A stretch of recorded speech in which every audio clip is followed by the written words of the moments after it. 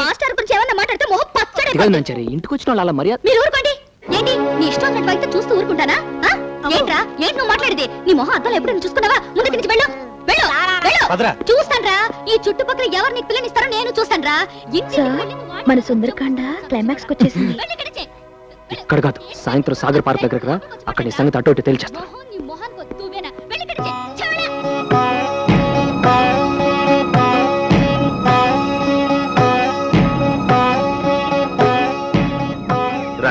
ఏంటి ఏం నువ్వు చేస్తున్న పనులు? రోజు రోజు నీ అల్లరి ఎక్కువైపోతుంది. ఎవరూ లేని అనాథం అని నా భార్య నీ మీద జాలిపడింది. ఎంతో నమ్మకంతో తీసుకొచ్చి ఇంట్లో చేర్చుకుంది. అలాంటి ఆడదానికి అన్యాయం చేయాలని చూస్తావా? నేను మిమ్మల్ని చేసుకోవాలని ఆశపడ్డ మాట నిజమే, కానీ మీరు పెళ్ళెప్పుడు చేసుకున్నారో ఆ క్షణమే మీ జీవితంతో ఎటువంటి సంబంధం లేదని నిర్ణయించుకున్నాను. అలా అనుకున్న దానివి 7 చేసుకున్నా 8వ భారీగా వస్తానని ఎందుకు శబ్దం చేశావు? జీవితాన్ని సీరియస్ గా తీసుకోకూడదు సార్. బతికినంత కాలం సరదాగా నవ్వుతూ ఉండాలని.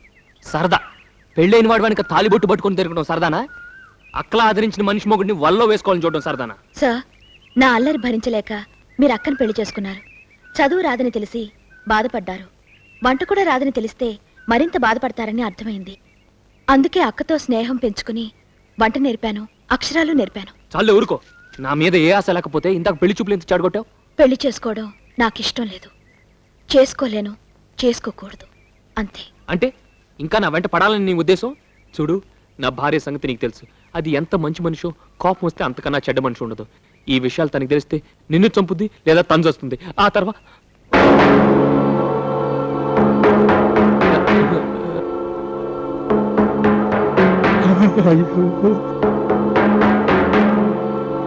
మరి ఎంతసేపు ఎందుకు?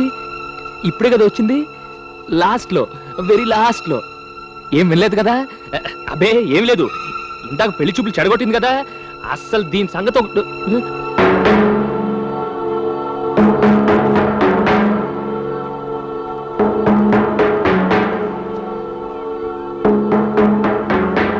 పదండి.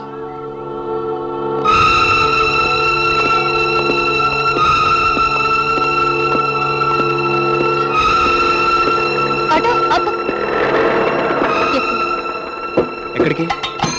మీరు కూడా ఎక్కండి. ముందు ఎక్కడికని చెప్పు. హాస్పిటల్కి. నీకు ఒంట్లో బాలేదా? రండి చెప్తాను.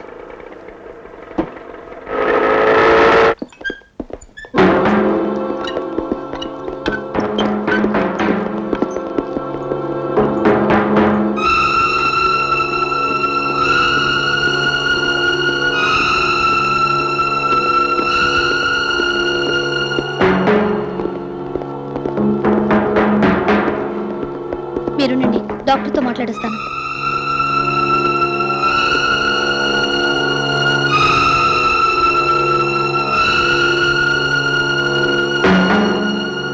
డాక్టర్ గారు, ఈ అమ్మాయి చెకప్ చేయండి. చెకప్పా? నాకెందుకు? ఏం మాట్లాడుకో, వెళ్ళు. నాకేం లేదని చెప్తున్నాను కదక్క. సరేనమ్మా, ఏం లేదంటున్నావు కదా, జస్ట్ ఒకసారి చెకప్ చేస్తాను రా. ఏమైంది నాచారి?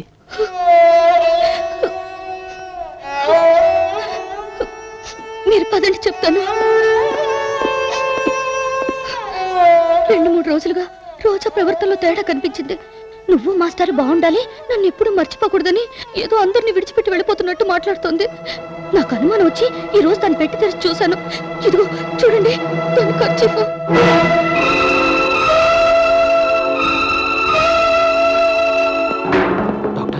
ఐఎమ్ సారీ, తనకున్న జబ్బు సంగతి ఆ అమ్మాయికి ఎప్పుడో తెలుసు.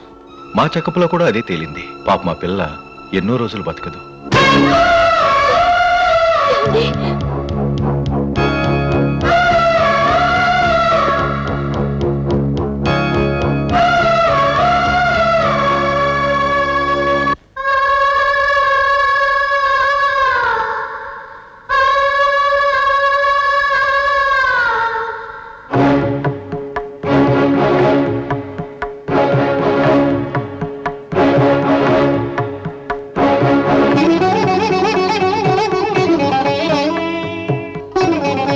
సీరియస్ గా తీసుకోకూడదు సార్. బతికినంత కాలం సరదాగా నవ్వుతూ ఉండాలని.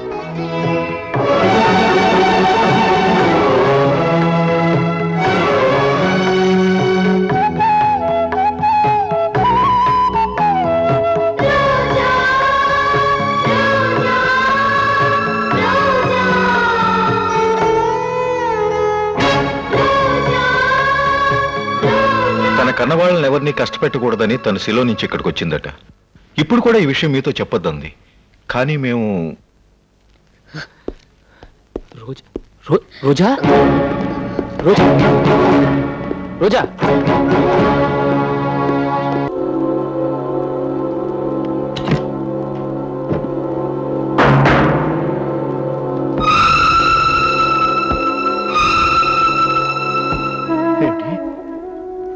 ఎక్కువ కాలం బతకదా? నమ్మలేకపోతున్నానయ్యా. ఇంత ఆవేదాన్ని గుండెల్లో దాచుకుని ఇన్నాళ్ళు చలాకీగా తిరిగింది. భయంకరమైన వ్యాధి గుండెలు దొలిచేస్తున్నా చిరునవ్వు నవ్వుతూ మాట్లాడేదంటే ఎంత సహనం కావాలి వెంకటేశ్వర్లు. కాలం ఆమె చిరునవ్వును దోచేస్తోందని తెలిసాక బాధని చెప్పడానికి కూడా బాధ సరిపోవడం లేదయ్యా. నన్ను క్షమించు వెంకటేశ్వర్లు. ఇన్నాళ్ళు నేను సరదాగా ఏడిపించాను, మిమ్మల్ని చూసి నాలో నేను నవ్వుకున్నాను. కానీ ఇవాళ కన్నీళ్లతో తప్ప పలకరించలేకపోతున్నానయ్యా, పలకరించలేకపోతున్నాను. పాపం ఆడపిల్లగా పుట్టి ఏ అచ్చటా ముచ్చటా తీరకుండానే వెళ్ళిపోతుందని తలుచుకుంటేనే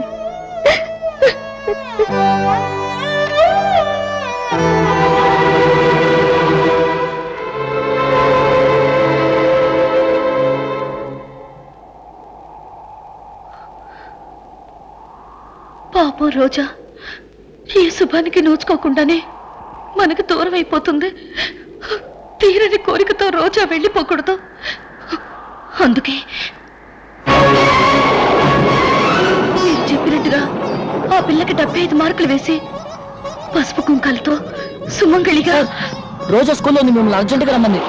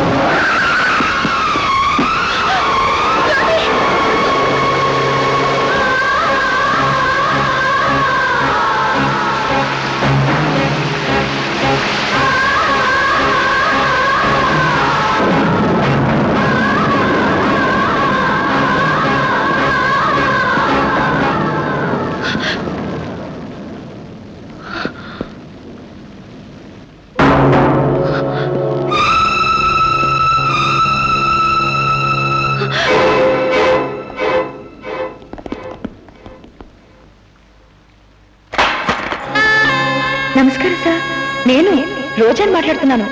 ఎందుకు సార్ బాధపడుతున్నారు? నేను ఎక్కడికి వెళ్ళిపోలేదు. చల్లటి మీ మనసులో ఎప్పుడు బ్రతికే ఉంటాను సార్. ఓ మాస్టారు తన స్టూడెంట్ ని పవిత్రంగా చూడాలన్నది మీ ఆదర్శం. ఆ ఆదర్శాన్ని నిరూపించడానికే భగవంతుడు నన్ను మీ స్టూడెంట్ ని చేసి మీ దగ్గరికి పంపాడు. సుందరకాండలో సీత తన చుట్టూ చెట్లు పొట్లు పెరుగుతున్నా పట్టించుకోకుండా అశోకవనంలా ఉంది. నా శరీరంలో క్యాన్సర్ చెదల పుట్టలాగా పెరుగుతున్నా నాలో బాధని ఆవేదనని మీ వల్ల మర్చిపోయాను. నవ్వుతూ మీ మధ్య తిరిగాను. సుందరాకాండలో సీత తన కష్టాల నుండి ఎలా బయటపడ్డదో మన సుందరాకాండలో నేను కష్టాల నుండి బయటపడాలని కోరుకున్నాను. నా కోరిక ఈనాటికి తీరింది. నేను కన్ను మూశానని నా కోసం కన్నీరు పెట్టొద్దు. నేను మీకు దూరం కాలేదు. అక్క వంట చేస్తే ఆమె చేతి కమ్మదొనలో ఉంటాను. అక్క పాట పాడితే నా గొంతుతో పాడినట్టే. అక్క ఏ పని చేసినా ఆమెలో ఉండి నేనే ఇంటి పనులు చేస్తాను. అవును కదా సార్? నేనెంతో ముచ్చటతో చేయించుకున్న తాళిబొట్టును చెడగొట్టి మీకు పుట్టబోయే పాపకి మెళ్ళో చైన్, చేతికి గాజులు చేయించాను. ఎందుకో తెలుసా? త్వరలో నేనే మీ పాపనే పుడతాను. మరి ఉంటాను సార్. అక్క బాయ్.